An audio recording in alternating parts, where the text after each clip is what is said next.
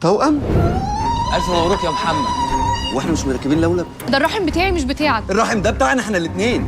انا مش موافق على الحمل ده. اكلمكم النهارده عن واحد من اهم المسلسلات المصريه الترند حاليا واللي عامل ضجه كبيره جدا اليومين دول، وهو مسلسل كارثه طبيعيه. وهناقش لكم خلال احداث الحلقه هل المسلسل ده يستحق المشاهده ولا لا. وطبعا زي ما انتم عارفين انا ما بتكلمش كتير عن المسلسلات المصريه او الافلام المصريه، وكنت حسيت في الفتره الاخيره دي ان انا مقصر الى حد ما في النقطه دي، مش عارف ايه السبب بصراحه. ولكن النهارده قررت اتكلم عن المسلسل ده لان في كلام كتير جدا محتاج اقوله عن المسلسل ده. بس اهم حاجه عشان ما اضيعش وقتكم ما تنسوش تدعموني وتشتركوا في القناه وتفعلوا زر جرس التنبيهات وتدوسوا لايك على الفيديو عشان ما يفوتكمش كل جديد. يلا بينا ما نضيعش وقت ونخش في الموضوع على طول.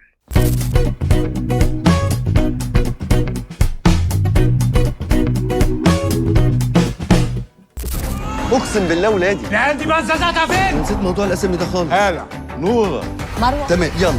مين فيهم السخن ومين اللي بيرجع؟ مسلسل كارثة طبيعية هو أجدد المسلسلات حاليا المصرية، لسه نازل الحلقتين الأخر في الفترة الأخيرة دي من يومين، ونوعه دراما وكوميديا سودا أو البلاك كوميدي. المسلسل من بطولة محمد سلام وجهاد حسام الدين وكمال أبو ريا وحمزة العيلي وغيرهم من ضيوف الشرف. المؤلف أحمد عاطف فياض عمل لنا قبل كده أو ألف لنا قبل كده واحد من أهم وأفضل المسلسلات بالنسبة لي برضو كان نوعه كوميديا سودا، وهو مسلسل بالطو.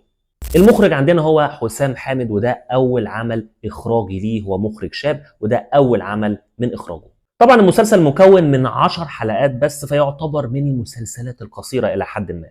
المسلسل بيحكي عن محمد شعبان، شاب بسيط من الطبقة المتوسطة شغال خدمة عملاء وشغله بيمص في دمه حرفيا، بس جواه حلم كبير نفسه يكون مؤلف قصص أو مؤلف لأفلام ويكون كاتب كبير. محمد متجوز شروق وده جواز جديد، والاتنين متفقين انهم يأجلوا الانجاب لحد ما ظروفهم الاقتصادية تتحسن شوية، لحد ما في يوم بيروحوا يطمنوا عند الدكتور وبتكتشفوا ان هي حامل مش في طفل ولا في 2 ولا في 3 ولا في 4، لا ده حامل في 7.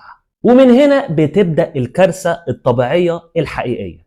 زيادة في المصاريف من كل ناحية، شغل بيضغط، حلم بيبعد، وبيت صغير مش مستحمل كمية الهم ده. الراجل بيتخبط بين ان هو بيحافظ على بيته وبيحافظ على نفسه، وكل حلقة بنعيش الأجواء دي وبيدخل في ورطة جديدة أكتر من اللي قبلها.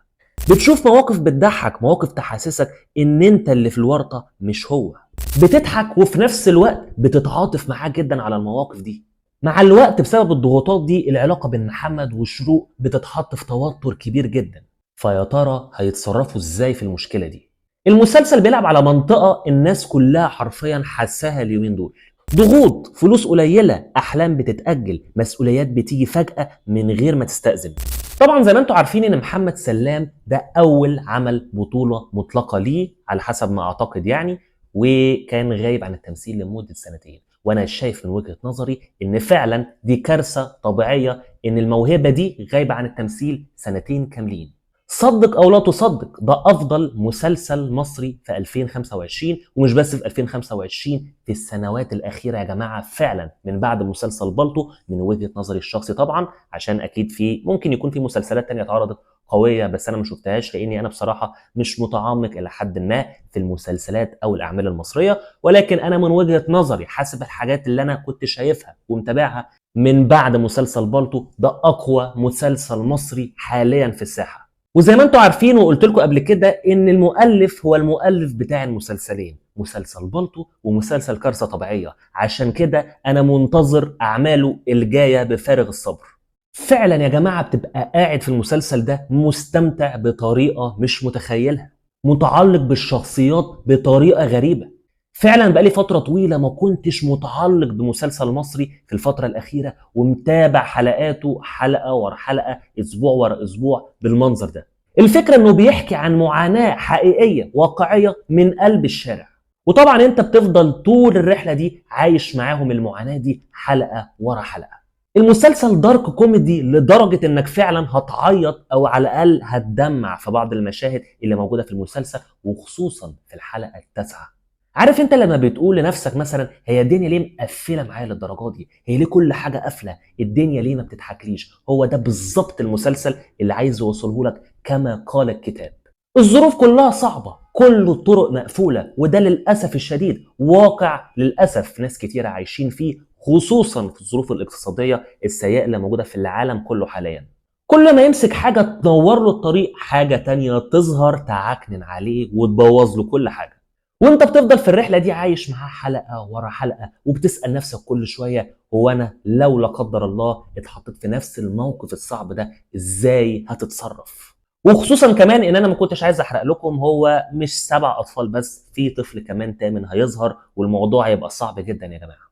ازاي الواحد هيتصرف فعلا في الموقف الصعب ده، من مصاريف اكل، من مصاريف شرب، من مصاريف الاطفال نفسها، ده غير اصلا انت هتعرف تحفظ اسامي الاطفال كلهم او العيال كلهم، هتميزهم ازاي اصلا واحد ورا التاني.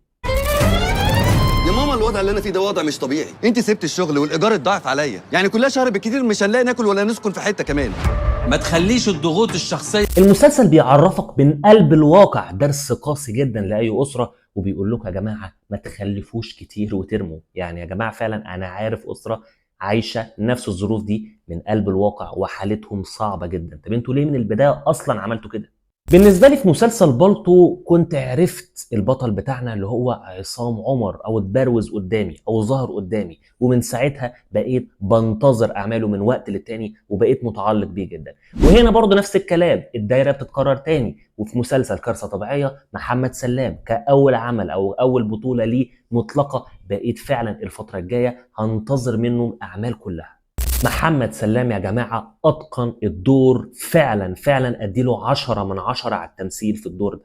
في أوقات كتيرة جدا بيضحكك، وفي رمش العين بيعمل مشهد أو بيعمل أي نظرة معينة بيخليك تبكي فعلا حرفيا يا جماعة، اللي هو فعلا أنا مصدقك إن أنت بتعمل كده، هو ده مستحيل يكون تمثيل.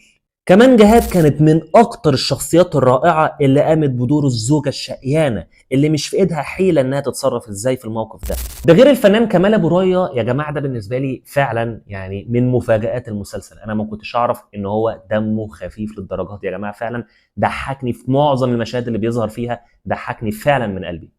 ده غير طبعا من الممثلين المفضلين بالنسبه لي هو حمزه العيلي يا جماعه، فعلا اتقن الدور لدرجه فظيعه يا جماعه. فعلا اخر حلقتين كان بيموتني حرفيا من الضحك. بيمثل دور الشخص اللي عايش فعلا في نفس الدوامة الصعبة دي، ولكن في واحد سبقه حرفيا بمراحل في الدوامة دي وعايش ظروف اقتصادية أصعب منه بمراحل.